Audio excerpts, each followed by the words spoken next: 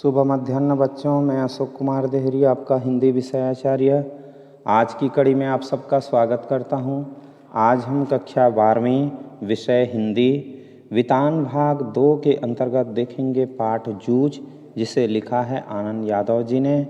पाठ को शुरू करें इससे पहले मैं आपसे अनुरोध करना चाहूँगा कि यदि अब तक आपने हमारे चैनल को सब्सक्राइब नहीं किया है तो प्लीज़ सब्सक्राइब कर लें, लाइक कर लें, कमेंट कर लें और शेयर भी कर लें। और यदि आपने सब्सक्राइब कर रखा है तो सब्सक्राइब करने की कोई आवश्यकता नहीं है, क्योंकि सब्सक्राइब एक बार होती है, लाइक, कमेंट और शेयर बार बार होते हैं। तो आइए ज़्यादा देर न करते हुए पाठ को देखते हैं। सिरे पर कोने में जा बैठा, मास्टर कौन है इसका पता नहीं था। अब जो लेखक हैं वह विद्यालय जा रहे हैं। एक वर्षों के बाद विद्यालय जाते हैं तो ऐसे ही किसी कोने में जा कर के बैठ जाते हैं, और नया नया विद्यालय में उनका प्रवेश हुआ है तो उनको यह भी पता नहीं है कि मास्टर कौन है। पुरानी किताबें और पुरानी कापियों का उस कक्षा से कोई संबंध नहीं था। उनके पास उनकी जो पुरानी किताबें और कापियाँ थी, उन कापियों का भी अब संबंध नहीं रहा। फिर भी लट्टे के बने थैले में उन्हें ले आया, अर्थात उनके पास जो थैला था उस थैले में लेकर के आ गए। बस अड्डे पर कोई लड़का अपनी पोटली संभाले किसी इंतजार में जैसे बैठा होता है, उसी तरह मैं अपनी पढ़ाई की पुरानी धरोहर संभाले बैठा था। अब लेखक यहाँ पर उदाहरण प्रस्तुत कर रहे हैं। वो बता रहे हैं कि मान लीजिए बस स्टेशन गए हैं, हम बस के अड्डे को गए हैं और अभी बस पहुंची नहीं है, तो जिस प्रकार बस के इंतज़ार में अपने पोटली को संभाल करके कोई लड़का बैठा रहता था, वैसे ही मैं अपने कक्षा में अपनी जो पढ़ाई की पुरानी धरोहर है उन धरोहरों को संभाल करके बैठा था। क्या नाम है मेहमान नया दिखाई देता है, या गलती से इस कक्षा में आ बैठे हो? ऐसा उनको प्रश्न किया गया कि नाम क्या है, और नाम पूछने वाले को मालूम नहीं था, इसलिए उसने मेहमान कह करके संबोधित कर दिया। नया दिखाई देता है, या गलती से इस कक्षा में आ बैठे हो, या फिर नहीं जान रहे थे और अनजाने में ही कहीं इस कक्षा में तो आकर नहीं बैठ गए। कक्षा के सबसे ज़्यादा शरारती चौहान के लड़के ने सामने आकर खिल्ली उड़ाने के स्वर में पूछा। अब उस कक्षा में जो सबसे ज़्यादा शरारत करने वाला लड़का था, उस लड़के ने खिल्ली उड़ाने के स्वर में, अर्थात लेखक का मजाक बनाने के अंदाज में उसने पूछा, मेरे ध्यान में आया कि मेरी पोशाक भी अजनबी जैसी है। अर्थात लेखक के ध्यान में आया कि उन्होंने जो पोशाक अर्थात जो वस्त्र पहन रखे हैं वह अनजान व्यक्तियों के जैसा है। बाल गुड़ी की लाल मिट्टी के रंग में, और जो पोशाक उन्होंने पहना था कैसा था, तो बाल गुड़ी की जो लाल मिट्टी होती है उसका रंग, मानो मटमैली हुई धोती अर्थात गंदी धोती, और गमछा, गमछा कहने पर यहाँ पतले कपड़े का जो तौलिया होता है, तो गमछा पहनकर मैं अकेला ही था। मतलब उस विद्यालय में लेखक का जो परिधान था एक अनोखा रूप से था। वो जो वस्त्र होता है, गणवेश होता है, उसे पहनकर आए नहीं थे। तो सबको आश्चर्य लग रहा था। देखें देखें तुम्हारा गमछा, कहते हुए उसने मेरा गमछा खींच लिया। अब लेखक को देखने के अंदाज में मांगते हुए उसकी जो गमछा है खींच लिया गया। अब मेरा गमछा पूरी कक्षा में इसकी खींचातानी होगी और फट जाएगा। मन में मैं यह सोचकर रुआंसा हो गया। अब लेखक सोचने लगे कि उनकी जो गमछा है एक के बाद दूसरा और दूसरे के बाद तीसरा, इस प्रकार से सब लोग खींचातानी करेंगे और इससे उनका जो गमछा है फट जाएगा।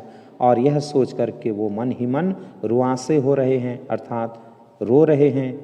लेकिन वैसा कुछ हुआ नहीं, परंतु जैसे लेखक सोच रहे थे वैसा नहीं हुआ। उस लड़के ने उसे अपने सिर पर लपेट लिया और मास्टर की नकल करते हुए उसे उतार कर टेबल पर रखकर अपने सिर पर हाथ फेरते हुए हुस की आवाज़ की। इतने में मास्टर आ गए और वह गुंडा झट से अपनी जगह पर जा बैठा। अब वह जो शरारती लड़का था मास्टर की नकल उतार रहा था, और अचानक मास्टर जी का आना भी हो गया। तो वह जो गुंडा जैसा दिखने वाला लड़का था वह तत्काल ही अपने जगह पर जाकर बैठ गया। मेरा गमछा टेबल पर ही रहा और लेखक की जो गमछा थी उसको टेबल पर रख दिया गया था, अतः वह टेबल पर ही था। पहले दिन ही इस घटना ने मेरे दिल की धड़कन बढ़ा दी और छाती में धक धक होने लगी। अब पहला दिन गए हैं लेखक और ऐसे में उनके साथ में कोई छेड़खानी हो जाती है, अनहोनी घटना हो जाती है जो लेखक आशा नहीं किए रहते हैं, तो डर लगना स्वाभाविक है। तो लेखक कहते हैं कि उनकी धड़कन बढ़ गई, उनका जो छाती था धक धक होने लगा। रणनवरे मास्टर कक्षा में आए। टेबल पर मटमैला गमछा देखकर उन्होंने पूछा, किसका है रे? मेरा है मास्टर, ऐसा कह करके लेखक ने जवाब दिया। तू कौन है? मैं जकाते, पिछले साल फेल होकर इसी कक्षा में बैठा हूँ। अब उन्होंने प्रश्न किया और लेखक ने भी उनका जवाब दिया। गमछा ले जा पहले। उसने छड़ी से मेरा गमछा उठाकर नीचे डाल दिया। मैं उसे उठाने गया तो कहा, यहाँ क्यों रखा है मूर्खों की तरह? अब उस जमाने में थोड़ी सी मात्रा में छुआछूत तो थी ही, इसलिए जो मास्टर जी थे उसको छड़ी से हटाने लगे और कहने भी लगे कि यहाँ पर क्यों रखा है मूर्खों की तरह? मैंने नहीं रखा मास्टर, उस लड़के ने मेरे सिर से छीन लिया और यहाँ रख दिया है, ऐसा कहकर लेखक अपने बचाव पक्ष में कहने लगे। यह चौहान का बच्चा बिन बात के उठक पटक करता है। और वो भी जवाब में यह कहने लगे कि ये जो चौहान का बच्चा है बिन बात में, मतलब बिना किसी मकसद में ही उठक पटक करता है, मार काट करता है। कहते हुए मास्टर उस लड़के की ओर चले गए। मास्टर ने मेरे बारे में और भी पूछताछ की और वामन पंडित की कविता पढ़ाने लगे। लेखक के बारे में मास्टर जी ने और भी आगे की जो बातें थी जानकारी ली और उसके बाद उनको जो पढ़ाना था, अर्थात वामन पंडित की जो कविता पढ़ाना चाह रहे थे, उस कविता को वो पढ़ाने में लग गए। बीच की छुट्टी में मेरी धोती की कांच उस लड़के ने 2 बार खींचने की कोशिश की। बीच की छुट्टी अर्थात बीच में जो खाने के लिए छुट्टी दी जाती है, उस समय में उनकी धोती की जो कांच है, मतलब कच्छा, धोती की छोर कह सकते हैं, जिसे जांघों के बीच से पीछे से ले जा कर के खींचते हैं, तो वह कच्छा, उस कच्छे को उस लड़के ने 2 बार खींचने की कोशिश की, लेकिन मैं फिर दीवार की तरफ पीट करके जा बैठा। परंतु लेखक जो हैं वो दीवार की ओर पीट करके बैठने लग गए, उसके विपरीत दिशा पर। तो पूरी छुट्टी होने से पहले उठा ही नहीं और छुट्टी होने तक वह ज्यों के त्यों बैठे रहे। खिलौने के लिए बनाए गए कौवा के बच्चे को खुले में रख देने पर जैसे कौवे चारों ओर से उस पर चोंच मारते हैं, वैसा ही मेरा हाल हो गया। मान लीजिए खिलौने के ही सही, मतलब एक कौवे का बच्चा बना दिए हैं और बीचों बीच में रख देते हैं, तो जो कौवे हैं उड़ करके उसको चोंच मारने लगते हैं, किसी और बिरादरी का आ गया है कह करके, वो तो जानते नहीं कि खिलौने हैं कह करके। तो उसी प्रकार से लेखक की स्थिति हो गई थी। मेरी ही पाठशाला मुझे चोंच मार मार कर घायल कर रही थी। मतलब जिस विद्यालय को पढ़ने गए थे और पढ़ने के लिए इतना कुछ उनको करना पड़ा, इतनी तकलीफ़ें उठानी पड़ी, तब जा कर के स्कूल में उनको भर्ती किया गया। उस स्कूल में उनको चोंच मार मार कर घायल कर रहे थे। चोंच मार मार कर घायल कर रहे थे मतलब बार बार पीड़ा दे रहे थे।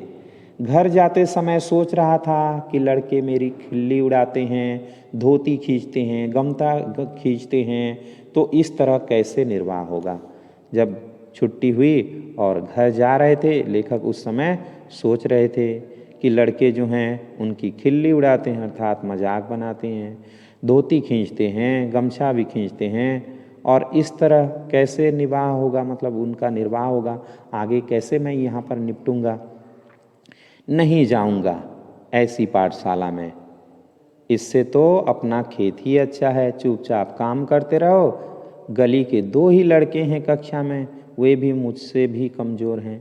मतलब लेखक सोच रहे थे कि ऐसे में मैं पाठशाला नहीं जाऊंगा, इससे तो बेहतर मेरा खेत है, चुपचाप वहाँ बैठ कर के काम करते रहो, कोई किसी भी प्रकार से शरारत करने वाला नहीं है, कोई किसी भी प्रकार से बदमाशी करने वाला नहीं है। और वैसे भी गली के 2 ही लड़के उनके कक्षा में थे और वो भी लेखक से कमज़ोर थे, मतलब कम जानने वाले लगते थे। वे क्या मदद करेंगे पढ़ाई में, लेखक की वे कुछ भी मदद करने के हाल में नहीं थे। मन उदास हो गया। चौथी से 5वीं तक पाठशाला अपनी लगती थी, लेकिन अब वह एकदम पराई पराई जैसी लगने लगी है, अपना वहाँ कोई नहीं है। अब इन सभी बातों को जब लेखक सोचने लगे तो उनका मन उदास होने लग गया। चौथी कक्षा तक उनको तो अपना विद्यालय जो था विद्यालय जैसे लग रहा था, अब 5वीं में आए तो उनका जो स्कूल है उनको अपना सा नहीं लगता है, बल्कि परायों के जैसा बोध होने लगा है और वहाँ पर उनका अपना कोई है ही नहीं। सवेरे हो जाने पर मैं उमंग में था। जैसे ही सवेरा हुआ तब तक वो फिर से आनंदित हो उठे थे। फिर से पाठशाला चला गया और पुनः स्कूल गए। माँ के पीछे पढ़कर एक नई टोपी और 2 नाड़ी वाली चड्डी मेलखाऊ रंग की 8 दिन में मंगवा ली। अर्थात वो अपनी माँ से जीत करने लगे, उनके पीछे पड़ गए, मतलब जीत करने लगे। और इससे क्या हुआ कि उनकी जो माँ हैं उनके लिए नई टोपी और नाड़ी लगने वाली 2 चड्डियाँ उनके लिए ले आए, मेलखाऊ रंग की। मेलखाऊ मतलब जिसमें मैल का पता न चल सके, अर्थात मैल दिखाई नहीं देता, ऐसे रंग की 8 दिन में मंगवा ली। और मात्र 8 दिन में वह चड्डी भी आ गई। चड्डी पहनकर पाठशाला में और धोती पहनकर खेत पर जाना शुरू हुआ। अब स्कूल है तो चड्डी पहन करके जाते थे और खेत है तो धोती पहन करके जाते थे। धीरे धीरे लड़कों से परिचय बढ़ गया। अब धीरे धीरे उनका भी जो परिचय था बाकी लड़कों से होने लगा। मंत्री नामक मास्टर कक्षा अध्यापक के रूप में बीच में आए। वहाँ पर जो उनका कक्षा अध्यापक था वह मंत्री नाम का कोई मास्टर था और वह उनके कक्षा में आए। वे प्रायः छड़ी का उपयोग नहीं करते थे, जैसे अन्य मास्टर थे उनकी भांति वो छड़ी का प्रयोग नहीं करते थे। हाथ से गर्दन पकड़कर पीठ पर घूसा लगाते थे, मतलब अपने हाथ को जोर से झटका दे करके पीठ में घूसा लगा देते थे जब मारने की आवश्यकता पड़ती थी। तो पीठ पर एक जोर का बैठते ही लड़का हुक भरने लगता, और जैसे ही पीठ पर पड़ता था और जो लड़का है बदमाश करने वाला या नहीं जानने वाला हुक भरने लगता। लड़कों के मन में उनकी दहशत बैठी हुई थी और जो लड़के थे उनकी दहशत, उनका डर बैठा हुआ था। इसके कारण उधम करने वाले लड़कों को प्रायः मौका नहीं मिलता था, इसलिए उनके जो कक्षा में उधम मचाने वाले लड़के थे वो मचा नहीं पाते थे, इतना अवसर उन्हें नहीं मिल पाता था। पढ़ने वाले लड़कों को शाबाशी मिलने लगी, इससे शांति का माहौल बना और जो पढ़ने वाले लड़के थे वो अच्छी तरह से पढ़ सके और उनको शाबाशी भी मिलने लगी। मंत्री मास्टर गणित पढ़ाते थे, एक आध सवाल गलत हो जाता तो उसे वे अपने पास बुलाकर समझा देते थे तो गणित के मास्टर, फिर भी वो बड़ा अच्छा तरीके से उन सबको लेते थे। अगर कोई सवाल गलत हो जाता है तो उसको भी बड़े प्यार से समझाने लगते थे। एक आध लड़के की कोई मूर्खता दिखाई दी तो वे उसे वहीं ठोक देते थे, और कोई लड़का अगर मूर्खतापूर्ण रूप से व्यवहार करता था तो वहाँ पर उसको ठोक भी देते थे, अर्थात उसका परिणाम उसे बता देते थे। इसलिए सभी का पसीना छूटने लगता। सभी लड़के घर से पढ़ाई करके आने लगे और उनका जो विषय था भली भांति सभी लोग तैयारी करते थे। तो आज के लिए इतना ही। आशा करता हूँ आज का वीडियो आपको ज़रूर अच्छा लगा होगा।